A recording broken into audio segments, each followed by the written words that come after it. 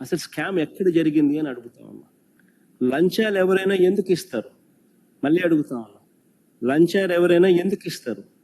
ఎవరైనా మద్యాన్ని ఎక్కువగా అమ్మి సేల్స్ పెంచి ఆ పెంచిన దాని వల్ల డిస్టిలరీలకు లాభాలు పెరిగితే లంచాలు ఇస్తారా? లేక సేల్స్ తగ్గిపోయి దానివల్ల వాళ్ళకు రావాల్సిన లాభాలు తగ్గి అలా తగ్గితే ఎవరైనా లంచాలు ఇస్తారా? లిక్కర్ కేసు గురించి చాలా సుదీర్ఘంగా మాట్లాడాడు జగన్మోహన్ రెడ్డి. ప్రధానంగా ఆయన చెప్పేది ఏంటంటే ఈ లిక్కర్ కేసుని అన్యాయంగా అక్రమంగా పెట్టారు. సో జగన్మోహన్ రెడ్డి గారు చెప్పిన విషయాల్లో ఎంత వాస్తవం ఉంది? ఫస్ట్ పాయింట్ ఏమిటంటే జగన్మోహన్ రెడ్డి గారు చెప్పేది లిక్కర్ అమ్మకాలు చంద్రబాబు నాయుడు గారి హయాంలో పెరిగినాయి, అదే నా హయాంలో తగ్గినాయి. మరి లిక్కర్ అమ్మకాలు బాగా పెరగడం వల్ల డిస్టిలరీస్ వాళ్ళు అంటే ఉత్పత్తిదారులు అన్నమాట, మద్యం ఉత్పత్తిదారులు డబ్బులు ఇస్తారా, లంచం ఇస్తారా? లేదు అమ్మకాలు తగ్గితే ఇస్తారా? నా హయాంలో అమ్మకాలు తగ్గినాయి కదా, కాబట్టి నాకెట్లా ఇస్తారు లంచాలు? చంద్రబాబు నాయుడు గారి హయాంలో పెరిగినాయి కదా, అందువల్ల ఆయనకు కదా ఇచ్చేది. అది లాజిక్. ఇక్కడ పాయింట్ ఏమిటంటే లిక్కర్ అమ్మకాలు జగన్మోహన్ రెడ్డి హయాంలో తగ్గినాయి, కానీ ఆయనే చెప్పినట్టు భారీగా ఆదాయం పెరిగింది. అంటే అంతకుముందు రూపాయి ఉన్నదాన్ని రూపాయిన్నరకు అమ్మారనుకోండి, అప్పుడు మీ అమ్మకాలు తగ్గినా కూడా మీ ఆదాయం ఎక్కువ ఉంటుంది. కాబట్టి తక్కువ ఉత్పత్తి చేసి ఎక్కువ లాభం పొందవచ్చు. ఇంతకుముందు చాలా కష్టపడి చాలా ఉత్పత్తి చేయాలి లాభం పొందటానికి, మార్జిన్స్ అంటారు కదా. ఇక మార్జిన్స్ తక్కువ ఉన్నాయి అనుకోండి, ప్రోడక్ట్ ఎక్కువ తయారు చేయాలి, ఎక్కువ అమ్ముకోవాలి. మీరు డబల్ రేట్లు వేస్తే సహజంగానే తక్కువ అమ్మినా కూడా లాభాలు ఎక్కువ వస్తాయి. కాబట్టి జగన్మోహన్ రెడ్డి గారి లాజిక్ నిలబడదు. ఆయన చాలా లెక్కలు ఇచ్చాడు. ఫర్ ఎగ్జాంపుల్ చంద్రబాబు నాయుడు గారి చివరి సంవత్సరంలో అంటే 2018-19లో 17,341 కోట్లు వచ్చింది ఆదాయం ప్రభుత్వానికి. అదే జగన్మోహన్ రెడ్డి గారి చివరి సంవత్సరం 23-24లో వచ్చిన ఆదాయం ఎంత అంటే 25,083 కోట్లు. అంటే దాదాపుగా 8,000 కోట్ల రూపాయలు ఒక్క సంవత్సరంలో ఎక్కువ ఆదాయం వచ్చింది. చూడండి, 8,000 కోట్లు అంటే మామూలు విషయం కాదు. ఏడాదిలో ఎక్కువ వచ్చిందంతా. అయితే నేను చాలా తక్కువ కేసులు అమ్మాను, మద్యం కేసులు 3,84,00,000 అమ్మాడు చంద్రబాబు నాయుడు ఆయన చివరి సంవత్సరంలో. అదే నేను నా హయాంలో చివరి సంవత్సరంలో 3,32,00,000 కేసులు మాత్రమే అమ్మాను. అంటే దాదాపుగా ఒక 50 లక్షల కేసులు తక్కువే అమ్మాను నేను. అందువల్ల డిస్టిలరీస్ వాళ్ళు నాకు ఎట్లా ఇస్తారు లంచం అని ఒక విచిత్రమైన ప్రశ్న వేశాడు ఆయన. డిస్టిలరీ వాళ్ళు లేక ఏ వస్తువు ఉత్పత్తిదారులైనా కూడా అల్టిమేట్గా తమకి లాభం ఎంత వచ్చిందని చూసుకుంటారు, కానీ నేను నంబర్ ఆఫ్ గూడ్స్ ఎక్కువ అమ్మానా లేదా అని చూడరు. తక్కువ అమ్మి ఎక్కువ లాభాలు వస్తే ఇంకా బ్రహ్మాండం. ఈయనేమంటాడు, నేను చాలా ట్యాక్సులు వేసి అమ్మకాలు బాగా తగ్గించాను. బాగా ఏం తగ్గించలేదులేండి, 3,84,00,000, 3,32,00,000 అంతే తేడా. చంద్రబాబు నాయుడు హయాంలో పర్ కేస్ 2,623 రూపాయలు ట్యాక్స్ ఉంటే మా హయాంలో దాన్ని బాగా పెంచి 5,649 రూపాయలు చేశాం. అంటే బాగా బాధాం ట్యాక్స్లు అని ఆయనే చెప్పాడు. ఇక్కడ పాయింట్ ఏమిటంటే ట్యాక్స్లు ఎవరి మీద వేశారు? డిస్టిలరీస్ మీద కాదు. డిస్టిలరీ వాళ్ళు ఒక మందుని ఒక సీసాని 100 రూపాయలకి అమ్మారనుకోండి, వాళ్ళ మీద ట్యాక్స్ పెంచేది ఏమి ఉండదు. ఎందుకంటే వాళ్ళ దగ్గర నుంచి గవర్నమెంటే కొంటుంది కాబట్టి. గవర్నమెంట్ డిస్టిలరీ దగ్గర నుంచి ఒక బాటిల్ 100 రూపాయలకి తీసుకొని దాన్ని 150 రూపాయలకి అమ్ముతుందా, 200 రూపాయలకి అమ్ముతుందా, 300 రూపాయలకి అమ్ముతుందా అనే దాన్ని బట్టి లాభాలు ఉంటాయి, ఆదాయం పెరుగుతుంది గవర్నమెంట్కి. సో డిస్టిలరీస్కి పడేటువంటి ఫరక్ ఏమీ లేదు ఇందులో. అతను ఉత్పత్తి రేటు 50 రూపాయలు అనుకోండి, చంద్రబాబు నాయుడు హయాంలో అతనికి 80 రూపాయలు ఇచ్చి వాళ్ళు మార్కెట్లో 100 రూపాయలకి అమ్మారనుకోండి. అదే జగన్మోహన్ రెడ్డి హయాంలో ఇదే 50 రూపాయల ఉత్పత్తిని 50 రూపాయలు కాదు నీకు 100 రూపాయలు ఇస్తాం, 100 రూపాయలు ఇచ్చి 100 రూపాయలకి మేము కొని మేము దాన్ని 200 రూపాయలకి అమ్ముతాం కస్టమర్కి అనుకోండి. ఈ భారం అంతా ఎక్కడ పడుతుంది? కస్టమర్ మీద పడుతుంది, మద్యం తాగే వాళ్ళ మీద పడుతుంది. కాబట్టి జగన్మోహన్ రెడ్డి గారు ట్యాక్స్లు పెంచారంటే ఎవరి మీద పెంచాడు? జనం మీద పెంచాడు. అంటే ordinary lower middle class people, working class people, వాళ్ళ దగ్గర నుంచి వాళ్ళ ముక్కు పిండి మీరు బోర్డంత డబ్బులు వసూలు చేశారు లిక్కర్ పేరు మీద. కాబట్టి ఈ డిస్టిలరీస్ చంద్రబాబు నాయుడు హయాంలో బాగా లాభపడి ఇప్పుడు నా హయాంలో తక్కువ లాభపడి అని చెప్పడం పచ్చి అబద్ధం. ఎందుకంటే ఆ డిస్టిలరీల చేత పరమ నాసిరకం మద్యం తయారు చేయించి వాటికి చాలా ఎక్కువ డబ్బులు పే చేశారు అనేది ఆరోపణ. ఆ ఆరోపణకు సమాధానం చెప్పాలి ఆయన. రెండో పాయింట్ జగన్మోహన్ రెడ్డి గారు చెప్పేది ఏంటంటే మద్యం షాపులన్నింటినీ గవర్నమెంట్ టేక్ ఓవర్ చేసింది. సో మద్యం విక్రయాల్ని ప్రభుత్వం ద్వారా అమ్మారు జగన్మోహన్ రెడ్డి గారి హయాంలో. సో మద్యం విక్రయాల్ని ప్రభుత్వం ద్వారా అమ్మిస్తే లంచాలు ఇస్తారా, లేక ప్రైవేట్ వాళ్ళ ద్వారా అమ్మిస్తే లంచాలు ఇస్తారా అని ఒక రెటారికల్ క్వశ్చన్ వేశాడు ఆయన. ఇది వినటానికి చాలా బాగుంటుంది. ప్రభుత్వ దుకాణాల ద్వారా కదా అమ్మించారు, కాబట్టి లంచాలు ఎవరు ఇస్తారు? రీటైల్ షాపులకి లంచాలకి సంబంధం లేదు. లంచాలు ఇచ్చేది డిస్టిలరీస్, రీటైల్ షాపులు కాదు. నంబర్ 1. రెండవది, రీటైల్ షాపులను కూడా ప్రభుత్వం టేక్ ఓవర్ చేయడం వల్ల ప్రభుత్వానికి 100% కంట్రోల్ ఉంటుంది మద్యం అమ్మకాల మీద. రీటైల్ షాపులు పెట్టి లాభాపేక్ష లేకుండా అమ్మారట. ఇక్కడ మీరే చెప్తున్నారు కదా ఆదాయం భారీ ఎత్తున పెరిగింది అని. అన్ని వేల కోట్ల రూపాయల ఆదాయం ఎట్లా పెరిగింది? ఎలా పెరిగిందంటే 100 రూపాయల బాటిల్ని అంతకుముందు 150 రూపాయలు ఉంటే మీరు 200 రూపాయలకో 250 రూపాయలకో అమ్మారు. అందువల్ల ఆదాయం పెరిగింది. సో అంత ఎక్కువ రేటు పెట్టి అమ్మినప్పుడు ప్రైవేట్ వ్యక్తి అయితే ఏమిటి, గవర్నమెంట్ అయితే ఏమిటి, ఎండ్ యూజర్కి రేట్ ఎంత అనేది ఇంపార్టెంట్. గవర్నమెంట్ దుకాణం వాడు అమ్మాడా, ప్రైవేటు దుకాణం వాడు అమ్మాడా అనేది కాదు. ఇక్కడ విచిత్రమైన ఆరోపణ చేశాడు. అదేంటంటే ఈ ప్రైవేట్ షాపులు ఇప్పుడు ఉన్నాయి కాబట్టి 2024 తర్వాత ఇదంతా చంద్రబాబు నాయుడు ప్రైవేటు సైన్యం లేక వాళ్ళ పార్టీ వాళ్ళు అన్నాడు. అందులో వాళ్ళ పార్టీ వాళ్ళు ఉండొచ్చు ఆ రీటైల్ షాపుల్లో. నేను ఆ విమర్శ గురించి ఏమో మాట్లాడడంలో అందులో వాస్తవం ఉండొచ్చు. ఏ ప్రభుత్వం ఉన్నా కూడా వాళ్ళకే ఇచ్చుకుంటారు ఈ బిడ్డింగ్లో రీటైల్ షాపుల్ని. వేరే వాళ్ళని బెదిరించి వాళ్ళకి ఇప్పించుకుంటారు. అయితే ఇతను ఏమంటాడంటే వీళ్ళందరూ కుమ్మక్కయ్యి ఫలానా బ్రాండ్కి ఇండెంట్ పెట్టించేట్టుగా చంద్రబాబు నాయుడు చేస్తున్నాడట. అది చాలా కష్టమైన పని. కొన్ని వేల రీటైల్ షాపులు ఉంటాయి. వాళ్ళందరినీ మీరు ఇదే బ్రాండ్కి ఇండెంట్ పెట్టండి అని పరోక్షంగా, ఎందుకంటే అధికారికంగా చెప్పలేరు ఆ మాట, పరోక్షంగా వీళ్ళు చెప్పి వాళ్ళు ఎందుకు పెడతారు? ఎందుకంటే వాళ్ళకి ఏ బాటిల్ డిమాండ్ ఉంటే ఆ బ్రాండ్ మద్యం బాటిళ్ళకి ఎక్కువ ఇండెంట్ పెడతారు సహజంగా. రిటైల్ షాప్ వాళ్ళకి ఏ బ్రాండ్ని జనం కొంటే వాళ్ళు అది ఆర్డర్ పెడతారు. ఎందుకంటే అది రావాల్సింది ప్రభుత్వం నుంచి కదా. వేరే జగన్మోహన్ రెడ్డి ఉన్నప్పుడు రివర్స్లో అయింది. అదేంటి, దేనికి ఇండెంట్ పెట్టాలో, జనం ఏ మందుని తాగాలో, ప్రభుత్వ ఆధ్వర్యంలో నడిచేటువంటి మద్యం షాపులు ఏ బ్రాండ్ మందుని దుకాణంలో పెట్టాలో మొత్తం నిర్ణయించింది వీళ్ళే. Complete control over liquor sales, end to end అనమాట. ఆ చివరి నుంచి ఈ చివరి వరకు మొత్తం కంట్రోల్ వీళ్ళదే. డిస్టిలరీ నుంచి కొనేది వీళ్ళే. కాబట్టి డిస్టిలరీ వాడికి నువ్వు ఈ మందు తయారు చేయి అంటే ఆ మందు తయారు చేస్తాడు చచ్చినట్టు. ఈ రేటుకి ఈ మందు ఇవ్వు అంటే ఆ రేటుకి ఆ మందు ఇస్తాడు. వాడి సొమ్మేం పోయింది? గవర్నమెంట్ వాళ్ళు 100 రూపాయలు దాన్ని 80 రూపాయలకే ఇవ్వు అంటే 80 రూపాయలకి ఇస్తాడు. కాకపోతే నాసిరకం మద్యాన్ని తయారు చేస్తాడు. ఆ మందుని రీటైల్ షాపులకి సప్లై చేసి అమ్మించేది ప్రభుత్వం, ఇండెంట్ పెట్టేది ప్రభుత్వం. రీటైల్ షాపులు కూడా వాళ్ళ కంట్రోల్లో ఉన్నాయి కాబట్టి ఎవరికి ఎక్కువ కంట్రోల్ ఉంది? నాసిరకం మద్యాన్ని అమ్మటానికి, ఒక బ్రాండ్ యొక్క ఇండెంట్ని పెంచడానికి లేక తగ్గించడానికి జగన్మోహన్ రెడ్డి హయాంలో ఉన్న పాలసీ ద్వారానే అది సాధ్యం. ఇప్పుడు సాధ్యం కాదు. ఇప్పుడు లేక గతంలో కూడా ఇదే విధానం ఉండేది. అదేంటి, రీటైల్ షాపులు ప్రైవేటు వాళ్ళు నడిపిస్తారు, ప్రైవేటు వాళ్ళు ఇండెంట్లు పెడతారు మాకు ఈ బ్రాండ్ ఇంత కావాలి అని. It depends on the demand and supply సూత్రం ఉంటుంది అక్కడ. ఎండాకాలం వచ్చింది, బియర్లు ఎక్కువ కావాలి అని ఇండెంట్ పెడతారు. జగన్మోహన్ రెడ్డి గారి హయాంలో అట్లా ఉండేది కాదు. ఆయన ఎండాకాలం అయినా విస్కీ కొనాల్సిందే అంటే విస్కీ కొనాల్సిందే, అదే దొరుకుతుంది, ఇంకోటి దొరకదు. అది అసలు ఇష్యూ. ఆ ఇష్యూ గురించి ఎక్కడా మాట్లాడాలి ఆయన.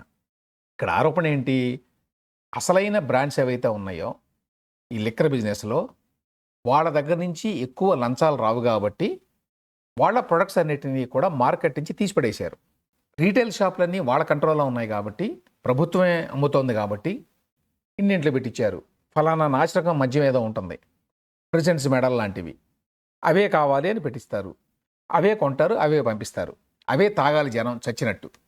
అది ఒక బ్రాండ్ కాదు, అందులో క్వాలిటీ ఉండదు, చాలా ఎక్కువ రేటు పెడతారు, అయినా కొనాల్సిందే, ఎందుకంటే అదొక్కటే అవైలబుల్ ఉంటుంది కాబట్టి. ఆ రకంగా లిక్కర్ బిజినెస్ని మొత్తాన్ని చేతుల్లో పెట్టుకొని జనం చేత నాసిరకం మద్యాన్ని తాగించారు. దానికి డబల్ రేట్లు వాళ్ళ చేత కట్టించారు అనేది ఆరోపణ. ఇంకో మాట చెప్పాడు జగన్మోహన్ రెడ్డి గారు. అదేంటంటే మద్యం అమ్మకాలని తక్కువ చేయడం ద్వారా ఆంధ్ర రాష్ట్ర ప్రజల ఆరోగ్యాన్ని కాపాడాడట ఆయన. గమ్మత్ ఏమిటంటే ఖచ్చితంగా దానికి రివర్స్లో వచ్చింది వార్త. ఏమని? 2019-24 మధ్యకాలంలో నాసిరకం మద్యాన్ని అమ్మటం వల్ల ఆంధ్రప్రదేశ్లో మద్యం ప్రియుల ఆరోగ్యం బాగా దెబ్బతిన్నది అని చెప్పి. ఇది ఏపీ హెల్త్ డిపార్ట్మెంట్ వాళ్ళు చేసిన సర్వే ప్రకారమే. వాళ్ళు ఏం చెప్పారంటే లివరు, కిడ్నీ, న్యూరోలాజికల్ సమస్యలు బాగా పెరిగినాయట. ఏ స్థాయిలో పెరిగినాయి అంటే 100% నుంచి కొన్ని కేసుల్లో 800% రోగాలు ఎక్కువైనాయట. ఉదాహరణకి 2018-24 మధ్యకాలంలో కిడ్నీ పేషెంట్ల సంఖ్య 49,000 నుంచి 90,000కి పెరిగింది. ఈ నాసిరకం మద్యం తాగడం వల్ల ఆరోగ్యాలు దెబ్బతిన్నాయి జనానికి. దానికి వైఎస్ఆర్సీపీ వాళ్ళు ఒక డిఫెన్స్ ఇచ్చారు అంతకుముందు. అదేంటంటే ఆరోగ్యశ్రీ కిందట ఎక్కువ ప్రొసీజర్స్ని పెట్టారట. అంటే డయాగ్నోస్టిక్ టెస్టులు అన్నీ కూడా ఈ విధంగా ఎక్కువగా టెస్టులు చేయించుకోవటం వల్ల ఎక్కువగా రోగాలు ఉన్నట్టు బయటపడిందట. ఒకవేళ అది నిజమైతే ఒక ఆల్కహాల్ రిలేటెడ్ ఇల్నెసెస్ మాత్రమే ఎందుకు ఎక్కువ రిపోర్ట్ అయినాయి? ఇదే నిష్పత్తిలో మిగతా రోగాలు కూడా ఎక్కువ అవ్వాలి కదా. అంటే రిపోర్టింగ్ ఎక్కువైంది, అంతకుముందు రిపోర్టింగ్ లేదని కదా చెప్పేది. రిపోర్టింగ్ ఎక్కువైతే ఒక్క ఆల్కహాల్ రిలేటెడ్ అనారోగ్య సమస్యలు మాత్రమే రికార్డ్ అయినాయా ఎక్కువ, మిగతావి కాలేదా? ఇక నెక్స్ట్ పాయింట్, ఇక్కడ డబ్బులు ఎక్కడ వచ్చినాయి జగన్మోహన్ రెడ్డి గారికి లేక ఆయన ప్రభుత్వంలో ఉన్న వాళ్ళకి? ఆరోపణ ఏంటి ఇప్పుడు? ఆరోపణ ఏమిటంటే ఈ డిస్టిలరీస్ ఏవైతే ఉన్నాయో అవన్నీ కూడా చంద్రబాబు నాయుడు ఇచ్చాడు లైసెన్సులు అంటాడు ఆయన. చంద్రబాబు నాయుడు లైసెన్సులు ఇస్తే వాళ్ళంతా చెడ్డవాళ్ళు అయితే ఈయన రాగానే క్యాన్సిల్ చేస్తాడు కదా వాటిని.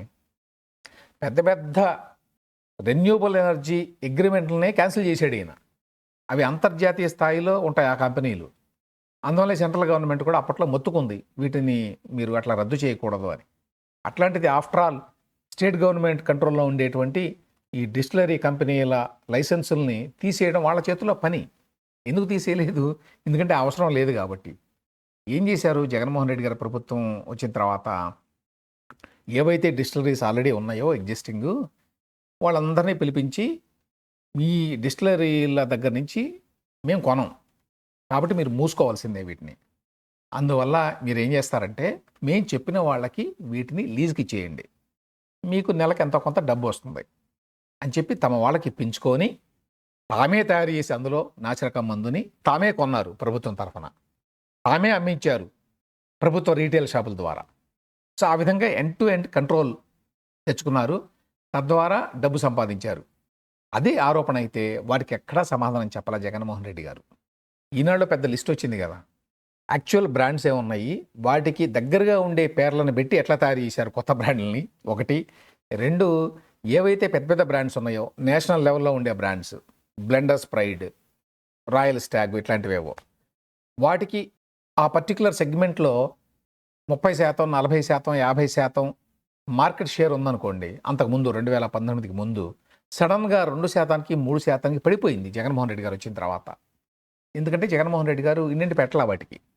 అంత విచిత్రంగా మార్కెట్ షేరు ఒక బ్రాండ్కి పడిపోతుందా ఒక రాష్ట్రంలో? దేశంలో మిగతా అన్ని రాష్ట్రాల్లో దానికి 50% వాటా ఉంటే మార్కెట్లో ఆ సెగ్మెంట్లో, జగన్మోహన్ రెడ్డి గారి హయాంలో ఆంధ్రప్రదేశ్లో దానికి 2% ఉంటుంది.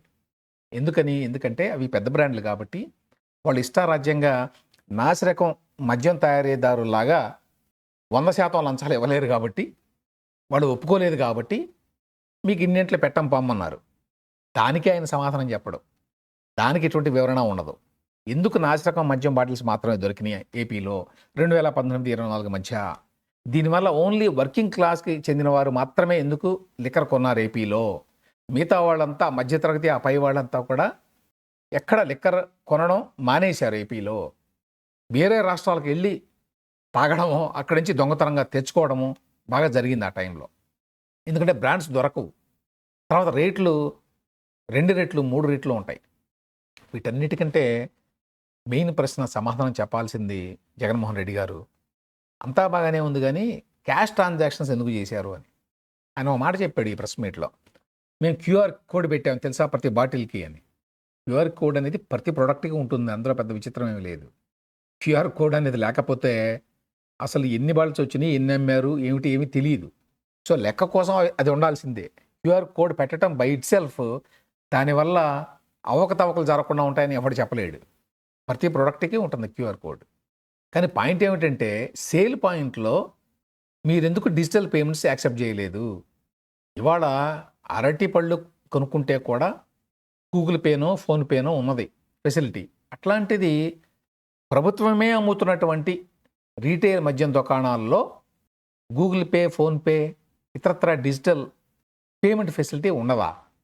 అంటే కావాలనే పెట్టలేదు. ఎందుకు పెట్టలేదు? ఏంటి దాని వెనక మతలబు? ఎందుకంటే అందులో వచ్చిన క్యాష్‌ని మిస్‌అప్రోప్రియేట్ చేయడానికి వీలుగా ఉంటుంది. అదే మీరు డిజిటల్ పేమెంట్ అయితే మొత్తం పేమెంట్ ట్రైల్ అంతా ఉంటుంది అందులో. కాబట్టి కుదరదు మిస్‌అప్రోప్రియేట్ చేయటానికి. అందువల్ల క్యాష్ ట్రాన్సాక్షన్ చేశారు. ₹1,00,00,000 చేశామని చెప్పారు వాళ్ళే. ₹1,00,00,000 మరి 5 ఏళ్లలో చేశారు అంటే అందులో ఎంత మిస్‌యూజ్ అవ్వడానికి అవకాశం ఉందో చూడండి. ఇక చంద్రబాబు నాయుడు గారి ప్రభుత్వం పెట్టిన కేసుల గురించి మాట్లాడాడు ఆయన. ఎంత అన్యాయం! అసలు సంబంధం లేని వ్యక్తులందరిని అరెస్ట్ చేస్తారా? వాళ్ళకేమి సంబంధం, వీళ్ళకేమి సంబంధం అన్నాడు. రాజకేశ్ రెడ్డి అని ఆయన ఐటీ అడ్వైజరు, ఆయనకేం సంబంధం? అలాగే ధనంజయ రెడ్డి అన్న సీఎం ఆఫీస్లో ఉంటాడు, ఆయనకేం సంబంధం? కృష్ణమోహన్ రెడ్డి అన్న సీఎం ఆఫీస్లో ఓఎస్డీగా ఉన్నాడు, నాకు ఆయనకేం సంబంధం? బాలాజీ గోవిందప్ప అని ఆయన వీకా అనే ఫ్రెంచ్ కంపెనీలో పనిచేస్తాడు, నాకేం సంబంధం? ఇక్కడ 2 విషయాలు. వీళ్ళందరూ జగన్మోహన్ రెడ్డి గారికి చాలా సన్నిహితులు అనేది అందరికీ తెలిసిన విషయమే. లేకపోతే ధనంజయ రెడ్డిని ఎక్కడో అండమాన్స్లో పనిచేసి ఆయన తీసుకొచ్చి అబ్జర్వ్ చేసుకొని ఐఏఎస్ ఇచ్చి అంత పవర్ఫుల్ మనిషిని చేయరు. కృష్ణమోహన్ రెడ్డి అనే వ్యక్తి ఎప్పుడో రిటైర్ అయితే తీసుకొచ్చి ఓఎస్డీగా పెట్టుకుని బోల్డని పవర్స్ ఇవ్వరు. ఇక బాలాజీ గోవిందప్ప అని ఆయన భారతీయ సిమెంట్స్లో ఫైనాన్స్ డైరెక్టర్గా ఉన్నాడు. భారతీయ సిమెంట్స్లో మెజారిటీ వాటాని వీకా కంపెనీ కొనుక్కుంటే ఆయన కంటిన్యూ చేశారు అట్లా. కాబట్టి ఆయన ఎవరో మాకు తెలియదు, మాకేమీ సంబంధం లేదు, ఆయన అంతర్జాతీయ కంపెనీ వీకాలో పనిచేస్తాడు అని చాలాసేపు చెప్పాడు జగన్మోహన్ రెడ్డి గారు. వీకా కంపెనీ గొప్పతనం గురించి, ఏ విధంగా యూరోప్లో 5 పెద్ద సిమెంట్ కంపెనీలు అదో కంపెనీ అని, ఇట్లాంటివన్నీ. దానివల్ల వీకా కంపెనీ లాంటి వాళ్ళు అంతర్జాతీయ కంపెనీలు ఆంధ్రప్రదేశ్కి రావు అని కూడా చెప్పాడు పనిలో పనిగా. వీకా కంపెనీ మీదకి ఏపీ ప్రభుత్వం వెళ్ళాలా, సిట్టు వాళ్ళు ఏమీ వెళ్ళలేదు. ఓన్లీ బాలాజీ గోవిందప్ప అనే వ్యక్తిని మాత్రమే అరెస్ట్ చేశారు. ఇక్కడ ఏం సంబంధం, వాళ్ళు గవర్నమెంట్లో లేరు కదా అంటే రాజకేశ్ రెడ్డి కానీ బాలాజీ గోవిందప్ప కానీ. ఇక్కడ కీలకమైన పాయింట్ ఏమిటంటే వీళ్ళంతా నేరుగా మద్యం వ్యవహారంలో లేక ఆ డిపార్ట్మెంట్లో ఏమి పనిచేయాల. రాజకేశ్ రెడ్డి, బాలాజీ గోవిందప్ప బయట వ్యక్తులు, ధనంజయ రెడ్డి, కృష్ణమోహన్ రెడ్డి లాంటి వాళ్ళు ప్రభుత్వంలో ఉన్నారు. కానీ ఈ లిక్కర్ ఎక్సైజ్ డిపార్ట్మెంట్తో సంబంధం లేదు జగన్మోహన్ రెడ్డి గారు చెప్పేది. ఇప్పుడు దర్యాప్తు చేస్తున్నటువంటి స్పెషల్ ఇన్వెస్టిగేషన్ టీం వాళ్ళు ఇరికించాలి అనుకుంటే చంద్రబాబు నాయుడు గారి ప్రభుత్వం ఏం చేయాలి? లేదా ఎక్సైజ్ మంత్రి మీద జగన్మోహన్ రెడ్డి ప్రభుత్వంలో కీలక పాత్ర పోషించినటువంటి ఇతర మంత్రులు లేక అధికారుల మీద కేసులు పెట్టాలి. అది ఈజీ వే అవుట్. అలా కాకుండా బయట వ్యక్తులు అయినా కూడా వాళ్ళని మరీ వెతికి మరీ కేసులు పెట్టారు అంటే అర్థం ఏంటి? సిట్టికి చాలా కష్టం వీళ్ళ మీద వీళ్ళ పాత్రని ప్రూవ్ చేయడం కోర్టులో. అయినా ఆ పని చేశారంటే అర్థం ఏంటంటే చాలా లోతుగా దర్యాప్తు చేసి వీళ్ళందరికీ ఇందులో పాత్ర ఉన్నది, వీళ్ళే నడిపించారు వ్యవహారాన్ని అని కనుక్కోవడం వల్ల చూడ్డానికి ఏమీ సంబంధం లేదు అని చెప్పి అనుకున్నా వీళ్ళని నేరుగా అరెస్ట్ చేయడం వల్ల వచ్చే లాభం ఏమీ లేకపోయినా పొలిటికల్గా వీళ్ళ మీద కేసులు పెట్టారు. ఇప్పుడు జగన్మోహన్ రెడ్డి ప్రభుత్వం చంద్రబాబు నాయుడు గారి పిఎస్ ఉండేవాడు పెండ్యాల శ్రీనివాస్ అని, అతని మీద కేసులు పెట్టారు. అతనికి ఏమి సంబంధం మరి? మీ ధనంజయ రెడ్డి లాగానో కృష్ణమోహన్ రెడ్డి లాగానో కదా అతను కూడా. ఆ మాటకు వస్తే అయినా కేసులు పెట్టారు కదా అప్పట్లో. ఈ మధ్యనే ఆ కేసులను ఎత్తేసినట్టున్నారు వీళ్ళు వచ్చిన తర్వాత. కాబట్టి ఇవేమీ తెలియని అమాయకుడు కాదు జగన్మోహన్ రెడ్డి గారు. కానీ జనాన్ని ఏదో నమ్మించాలనే ప్రయత్నం. చివరగా అసలు హైలైట్ ఏమిటంటే విజయసాయి రెడ్డి చంద్రబాబు నాయుడు గారి మనిషి అని చెప్పి అన్నాడు. ఎందుకంటే విజయసాయి రెడ్డి ఈ లిక్కర్ కుంభకోణానికి సంబంధించి గతంలో ఓపెన్గా బయటకు వచ్చి మాట్లాడేశాడు. ఈ రాజకేశ్ రెడ్డి అనే అతను దీనికి కీలకం అని చెప్పాడు. అదనమాట కోపం. అయితే ఏ విధంగా విజయసాయి రెడ్డి చంద్రబాబు నాయుడు గారి మనిషి అవుతాడు? దానికి ఆయన లాజిక్ ఏమిటో తెలుసా? తనకి ఇంకా 3 సంవత్సరాల పదవి ఉన్నది అని తెలిసి కూడా విజయసాయి రెడ్డి రాజ్యసభ సభ్యత్వానికి రాజీనామా చేసి చంద్రబాబు నాయుడు కూటమి ప్రభుత్వానికి లాభం చేశాట. అందువల్ల చంద్రబాబు నాయుడు మనిషి అట. యాక్చువల్గా విజయసాయి రెడ్డి గారు తన పదవికి రాజీనామా చేస్తే దానివల్ల లాభం జరిగింది ఎవరికి? బీజేపీకి. ఆయన స్థానంలో ఎన్నికైంది బీజేపీ వ్యక్తి. టీడీపీ వ్యక్తి కాదు. కాబట్టి యాక్చువల్గా జగన్మోహన్ రెడ్డి గారు ఏమనాలి, విజయసాయి రెడ్డి బీజేపీ మనిషి అని అనాలి. కానీ బీజేపీ మనిషి అని అనడానికి జగన్ గారికి ధైర్యం లేదు. నంబర్ 1, ఆయన రాజీనామా చేయటం వల్ల లాభం జరిగింది బీజేపీకి అనే మాట అనగల కరేజ్ లేదు. అందుకని దాన్ని ట్విస్ట్ చేసి విజయసాయి రెడ్డి చంద్రబాబు నాయుడు మనిషి. నిజంగా విజయసాయి రెడ్డి చంద్రబాబు నాయుడు మనిషి అయితే బహుశా ఆయన మీద కేసు పెట్టుండేవాళ్ళు కాదు. ఈ లిక్కర్ కేసులో ఆయన నిందితుడు. ఆయన జగన్మోహన్ రెడ్డి గారి దగ్గర ఉండలేక, ఆ సమస్యలన్నీ తట్టుకోలేక బయటకు వచ్చాడు. ఆయన బయటకు వచ్చిన తర్వాత కూడా బీజేపీ నాయకులతోటే సంబంధాలు మెయింటైన్ చేస్తున్నాడు ఎప్పటికీ. అది కూడా అందరికీ తెలిసిన విషయమే. అయినా కూడా ఏదో రకంగా చంద్రబాబు నాయుడు పేరు తీసుకొస్తే విజయసాయి రెడ్డి చెప్పే మాటలకి క్రెడిబిలిటీ పోతుంది, లిజిటమసీ ఉండదు అనేటువంటి ఆలోచన అన్నమాట. ఓవరాల్గా ఏమిటంటే, లిక్కర్ కుంభకోణంలో స్పెషల్ ఇన్వెస్టిగేషన్ టీము చాలా లోతుగా వెళ్ళి దర్యాప్తు చేసి ఎవరు ఊహించినటువంటి పేర్లను బయటకు తీసింది. లేకపోతే రాజకేశ్ రెడ్డి ఎవరో జనానికి తెలియదు, బాలాజీ గోవిందప్ప ఎవరో జనానికి తెలియదు, ఇక ధనంజయ రెడ్డి, కృష్ణమోహన్ రెడ్డి పాత్ర ఉంటుందని కూడా ఎవరు ఊహించాల. కాబట్టే సిట్ ఈ కేసుని చాలా లోతుగా, చాలా సీరియస్గా దర్యాప్తు చేస్తోంది అని అర్థమవుతుంది ఈ పేర్లను బట్టే. కాబట్టి జగన్మోహన్ రెడ్డి గారు తన లిక్కర్ విధానం ద్వారా సమాజానికి, ఆంధ్రప్రదేశ్కి చాలా సేవ చేశాను, చంద్రబాబు నాయుడు ప్రభుత్వం చేయడం లేదు అని చెప్పి ఎంత చెప్పినా కూడా జనానికి బేసిక్ విషయాలు తెలుసు. ఆయన హయాంలో నాసిరకం మద్యాన్ని అమ్మారు, ఆయన హయాంలో డిజిటల్ పేమెంట్స్ లేవు, క్యాష్ ఇచ్చి కొనుక్కోవాలి, ఆయన హయాంలో మంచి బ్రాండ్లు ఏమీ దొరకలేదు, ఇవి సామాన్యులు కూడా తెలుసు. కాబట్టి ఆయన ఎంత వివరణ ఇచ్చినా కూడా ఈ లిక్కర్ వ్యవహారంలో కుంభకోణం జరగలేదు అని చెప్పి ఎవ్వరూ అనుకోరు.